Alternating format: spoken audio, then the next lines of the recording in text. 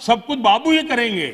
IAS बन गया मतलब वो फर्टिलाइजर का कारखाना भी चलाएगा, आईएएस हो गया तो वो केमिकल का कारखाना भी चलाएगा, आईएएस हो गया वो हवाई जहाज भी चलाएगा। ये कौन सी बड़ी ताकत बना के रख दी है हमने? बाबुओं के हाथ में देश दे करके हम क्या करने वाले हैं? हमारे बाबू भी तो देश के हैं, तो देश का नौजवान भी तो देश का है। दोस्तों, जब हम इंडिपेंडेंट हुए थे तब हमारे जो पहले गृह मंत्री थे या पहले डेप्यूटी प्राइम मिनिस्टर थे सरदार वल्लभ भाई पटेल, तो उन्होंने एक बात कही थी कि हमारे देश को अगर चलाना है तो कहीं ना कहीं हमें सिविल सर्विसेज को कंटिन्यू करना पड़ेगा। तो ऐसी परिस्थितियों में उनके द्वारा एक बात कही गई थी कि भाई हमारे देश के लिए स्टील फ्रेमवर्क जो है वो सिविल सर्विसेज है, जिसके तहत हमारा स्ट्रक्चर जो है वो काम करता चला जाएगा। बट समय बीतने के साथ में आज की परिस्थितियां ऐसी है कि जब से 2014 में प्राइम मिनिस्टर मोदी की सरकार आती है और तब से लेकर अभी तक थर्ड टर्म वो कंटिन्यू कर रहे हैं, आप क्या देखते हैं कि जो जॉइंट सेक्रेटरी लेवल पे जो आईएएस ऑफिसर्स काम किया करते थे उनकी संख्या लगातार घटती चली जा रही है और अब वो संख्या घट करके परसेंट में केवल 33% पे आ गई है। इसका मतलब ये हुआ कि चाहे अगर हम हमारी जर्नी की बात करें तो कहीं ना कहीं आईएएस ऑफिसर्स ने अपने हाथों में एक हेजेमनी मेंटेन करके रखी हुई थी कि कहीं पर भी अगर चले तो जो भी पॉलिसी मेकिंग होगी, पॉलिसी एग्जीक्यूशन का जो भी काम होगा, उसके अंदर आईएएस ऑफिसर्स की हमेशा एक से रहेगी। बट समय के साथ में अभी क्या देखा जा रहा है कि आईएएस ऑफिसर की जो रिप्रेजेंटेशन है जॉइंट सेक्रेटरी रैंक पे वो लगातार घटती चली जा रही है। और अब केवल आप संख्या की बात करें तो यहां पर देखिए कि 236 ऑफिसर्स में से केवल 80 ऑफिसर्स ही ऐसे हैं जो जॉइंट सेक्रेटरी लेवल पे काम कर रहे हैं जो कि आईएएस सर्विसेज से हैं। इसका मतलब 33% से भी कम उनका लेवल आ चुका है। तो इसका मतलब ये है कि आने वाले समय की अगर बात करें तो ये जो सिचुएशन अभी है ये बिल्कुल आने वाले समय में चेंज होने वाली है, जहां पर एक बहुत बड़ा नेटवर्क या फिर आपने सुना होगा कि जब भी लॉबी की बात आती है, ग्रुपिंग की बात आती है, तो आईएएस ऑफिसर्स के इक्विवेलेंट कोई भी अपनी गजब की लॉबिंग मेंटेन नहीं कर सकता। तो ऐसे में उस लॉबी का जो काम था वो कहीं ना कहीं, अभी आपने जैसे वीडियो देखा उसमें साफ साफ क्या बोला है कि क्या हर काम ही एक आईएएस ऑफिसर करेगा? जिसने एक परीक्षा पास कर ली इसका मतलब वो हर चीज के लिए सूटेबल हो गया? नहीं, हमें कहीं ना कहीं प्राइवेट सेक्टर को भी एनकरेज करना होगा, हमें दूसरी सर्विसेज पर भी अटेंशन देने की जरूरत होगी।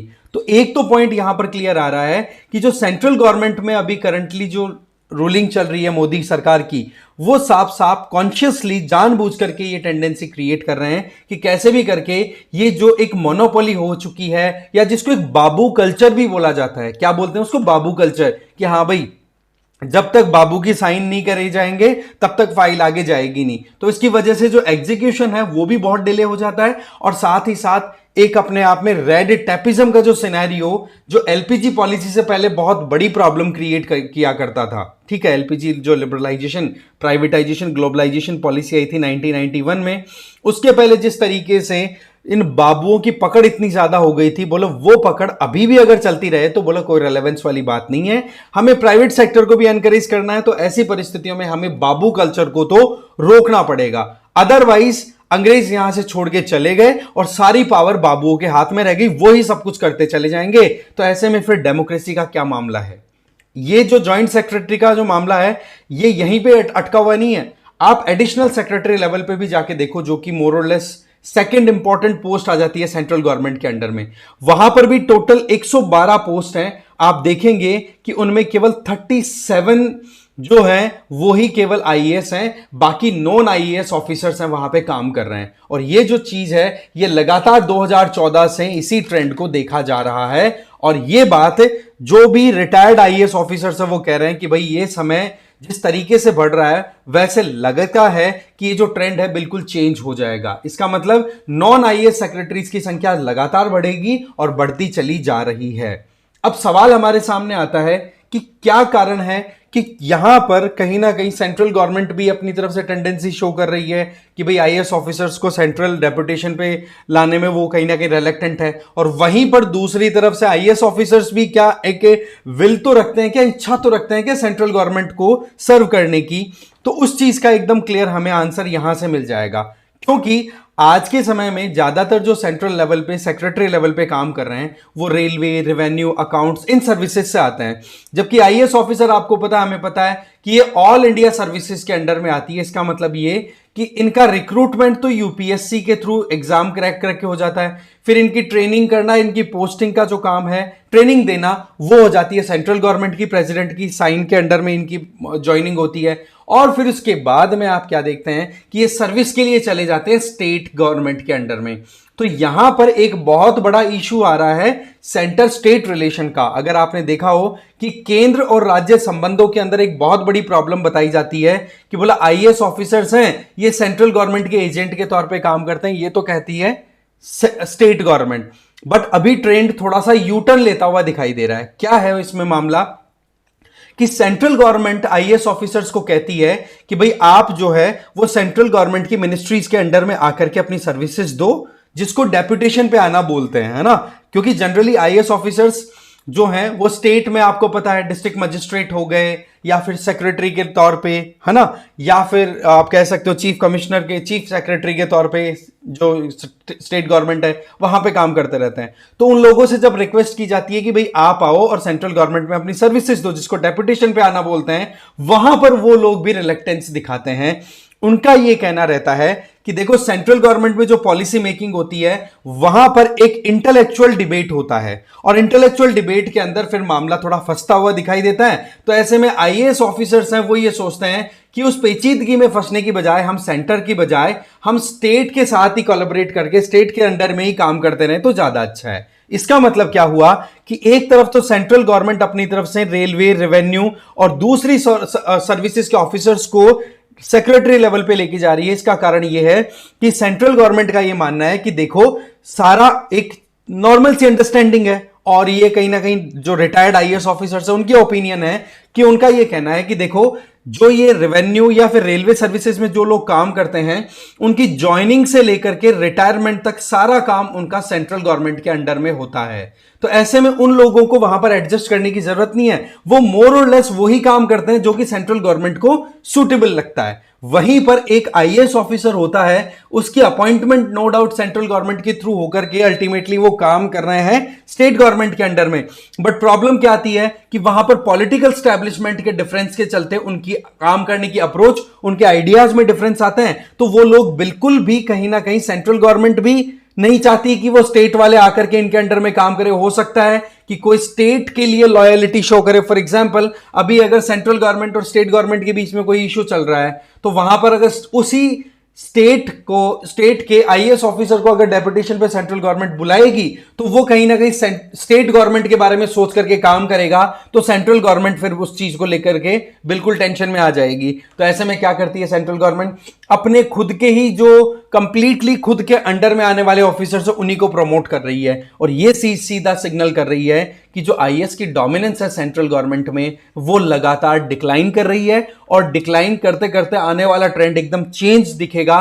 पिछले अगर हम 10 साल पहले की सिचुएशन को देखें और आज की सिचुएशन को देखें, और ये देखो एलिगेशन भी लगता रहता है हमेशा कि आईएएस ऑफिसर्स की लॉबी इतनी खतरनाक होती है कि इनके अंदर एक एनोनिमिटी मेंटेन करना भी मुश्किल होता है, कि ये कहीं ना कहीं अपनी पोजीशन को स्ट्रेंथन एनफ कर लेते हैं। बट यहां पर सेंट्रल गवर्नमेंट एनोनिमिटी लाना चाह रही है। दैट मींस कि किसको प्रमोट किया जाएगा, किसको आगे लाया जाएगा, इसमें कोई भी ऐसा नहीं कि हाँ भाई आईएएस ऑफिसर के लिए एक इंडिविजुअल ने आईएएस एग्जाम क्रैक कर लिया तो वो बस एक परमानेंट ही अपना एक सर्टिफिकेट लेकर के आ गया। No, you have to perform. आपको क्वालिटी वाइज भी अच्छा करना पड़ेगा, साथ ही साथ आपके अंदर इच्छा है कि नहीं सेंट्रल गवर्नमेंट के अंडर में सर्व करने की। ये दोनों फैक्टर्स यहां पर दिखाई पड़ रहे हैं। इसके अलावा आप देखेंगे रिटायर्ड आईएएस ऑफिसर, ठीक है, इनका नाम है केबी सिद्धू, इनके द्वारा दो चीजें कही गई। एक तो ये बोला गया कि कहीं ना कहीं अभी आईएएस ऑफिसर रिलेक्टेंस वाली जो बात है ना कि आईएएस ऑफिसर खुद नहीं जाना चाहते हैं सेंट्रल गवर्नमेंट में, ये इनके द्वारा हाईलाइट की गई थी कि जो सेंट्रल स्टेट लेवल पे जो आईएएस ऑफिसर्स होते हैं उनका ये रहता है कि कहीं पर भी हम माथापच्ची में ना फंसें, हम कहीं पर भी काम करें तो हमारे ऊपर ज्यादा कोई फ्रिक्शन वाली सिचुएशन ना बने। और रिसेंट टाइम में अगर देखें तो कहीं ना कहीं जो इंडियन एडमिनिस्ट्रेटिव सर्विसेज हैं इसका पॉलिटिसाइजेशन बहुत ज्यादा हो गया है। आपने एक केस सुना होगा कि वेस्ट बंगाल गवर्नमेंट के पास में एक लेटर जाता है सेंट्रल गवर्नमेंट की तरफ से कि आपके XYZ इन ऑफिसर्स को डेपुटेशन पे भेज दो, तो वहां पर स्टेट गवर्नमेंट और सेंट्रल गवर्नमेंट के बीच में फ्रिक्शन आ गया था। तो ऐसी परिस्थितियों में जो पॉलिटिक्स होती है कि एक तो पार्टी रूल कर रही है सेंट्रल लेवल पे, दूसरी ऑपोजिशन पार्टी रूल कर रही है स्टेट लेवल पे, तो वहां पर वो फ्रिक्शन प्रॉब्लम क्रिएट कर देता है आईएएस ऑफिसर्स को। और ऐसी परिस्थितियों में फिर ये लोग भी इच्छा नहीं रखते कि हाँ जी हम सेंट्रल गवर्नमेंट में जाकर के सर्व करें। अब आप डेपुटेशन की जब बात आ रही है तो आप इस चीज से समझिए कि सेंट्रल गवर्नमेंट को जरूरत है 69 आईएएस ऑफिसर्स की कि वो डेपुटेशन पे आकर के डिपार्टमेंट ऑफ पर्सनल ट्रेनिंग के अंडर में काम करें, सेंट्रल गवर्नमेंट के अंडर में काम करें। बट एक्चुअल में फिगर कितना है जो काम कर रहे हैं? केवल 442। अब आप यहां से समझ लो कि सेंट्रल गवर्नमेंट को तो कितनी ज्यादा जरूरत है, बट ये जो आईएएस ऑफिसर्स है वो खुद नहीं जाना चाह रहे हैं वहां पर। तो ये चीज जो है ये एकदम क्लियरली समझ में आती है कि वाकई में दोनों तरफ से ताली बज रही है।